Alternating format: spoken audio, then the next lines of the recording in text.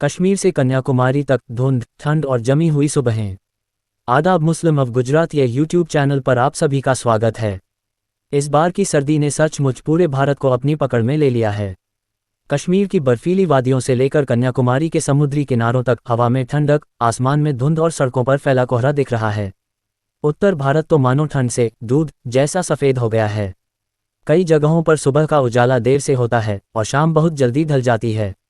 धुंध इतनी घनी होती है कि सामने खड़ा इंसान भी साफ दिखाई नहीं देता।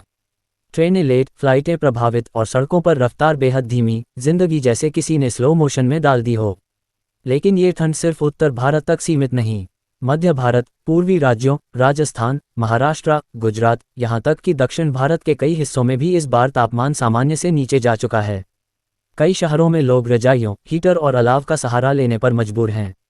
सबसे हैरान करने वाली बात यह है कि दिन भर आसमान में सूरज कभी कभी झलक दिखाकर फिर छुप जाता है, जैसे हार मानकर वापस चला जाता हो।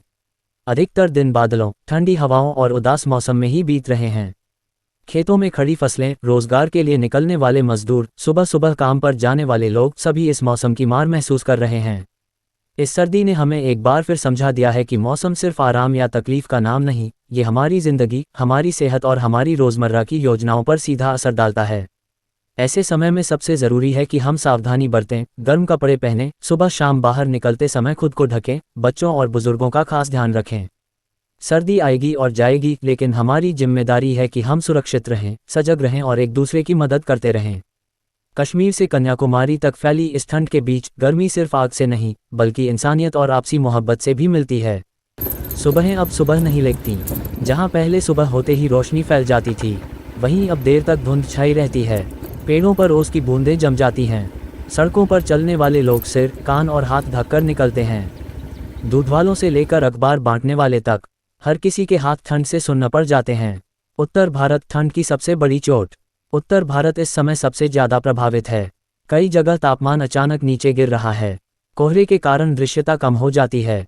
सड़क दुर्घटनाओं का खतरा बढ़ जाता है। ट्रेनें घंटों देर से चल रही हैं। बसें धीरे धीरे रेंगती हैं। हवाई यात्राएं तक रद्द करनी पड़ती हैं। ऐसा लगता है जैसे पूरा जीवन रुक सा गया हो। बाकी राज्यों की हालत भी आसान नहीं।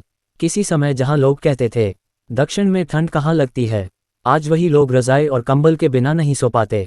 राजस्थान, मध्य प्रदेश, महाराष्ट्र, गुजरात, झारखंड, बिहार, यूपी, ओडिशा, हर जगह ठंड ने अपना रंग दिखा दिया है। ये ठंड सिर्फ मौसम नहीं, ये लोगों की दिनचर्या बदल रही है।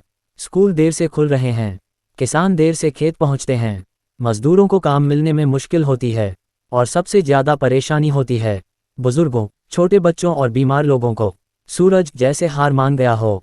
सर्दी की सबसे बड़ी दिक्कत यह है कि धूप मिलती ही नहीं। सुबह से शाम तक आसमान धुंध में डूबा रहता है। कभी कभी सूरज बादलों के बीच हल्का सा दिखाई देता है, लेकिन कुछ ही देर में गुम हो जाता है, जैसे कह रहा हो आज मैं ज़्यादा मदद नहीं कर पाऊँ।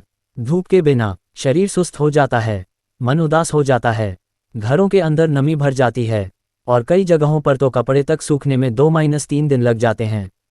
किसानों और मजदूरों पर सबसे बड़ी मार। सर्दी का असर उन लोगों पर ज़्यादा पड़ता है जो खुले आसमान के नीचे काम करते हैं। किसान ठंड में पानी लगाते हैं, हल चलाते हैं, फसल की रखवाली करते हैं। मजदूर, रिक्शे वाले, डिलीवरी करने वाले, सबको सुबह शाम काम पर जाना ही पड़ता है। उनके पास न ही अच्छे स्वेटर होते हैं, न ही महंगे हीटर, फिर भी जिम्मेदारियां उन्हें ठंड भूलने नहीं देती। ताजमहल धुंध में छिपी हुई दुनिया की सबसे खूबसूरत निशानी। आम दिनों में ताजमहल को देखते ही दिल खुश हो जाता है। साफ आसमान, चमकती संगमरमर की दीवारें और सामने बहती यमुना। हर सैलानी का सपना होता है कि वो इसे करीब से देखे, तस्वीर खिंचवाए और यादें साथ ले जाए। लेकिन इस समय हालात बिल्कुल अलग हैं। आगरा में छाई घनी धुंध और ठंड ने ताजमहल को जैसे चादर में ढक दिया है। इतनी घनी धुंध की ताजमहल पास खड़े होकर भी साफ दिखाई नहीं देता। सवेरे सवेरे जब लोग टिकट लेकर अंदर जाते हैं तो सामने सिर्फ सफ़ेद धुंध दिखाई देती है और कहीं उसके बीच धुंधला सा ताजमहल। पर्यटकों को लगता है जैसे वो दुनिया की सबसे खूबसूरत इमारत नहीं, बल्कि किसी रहस्य भरी घाटी में खड़े हैं। धूप न निकलने के कारण संगमरमर पर नमी जम जाती है, घास गीली रहती है और ठंडी हवा चेहरा चुभती रहती है। गाइड बोलते बोलते कहते हैं थोड़ा इंतज़ार कीजिए, जब धुंध हटेगी तभी असली ताजमहल दिखाई देगा। फोटोग्राफर परेशान, यात्री ठिठुरते हुए चाय ढूंढते हैं और कई लोग तो साफ न दिखने के कारण फिर किसी और दिन आने की प्लानिंग कर लेते हैं। मगर हैरानी की बात यह है कि धुंध में छिपा ताजमहल भी कम खूबसूरत नहीं लगता।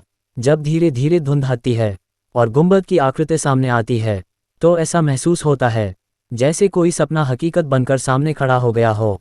यह मौसम हमें याद दिलाता है, प्रकृति हमेशा इंसान से बड़ी है। मौसम के सामने कोई तकनीक काम नहीं आती, और ताजमहल चाहे साफ दिखे या धुंध में छिप जाए, उसकी मोहब्बत की कहानी कभी फीकी नहीं पड़ती। आज ताजमहल धुंध में छिपा है, लेकिन उसके पीछे की मोहब्बत हमेशा चमकती रहेगी।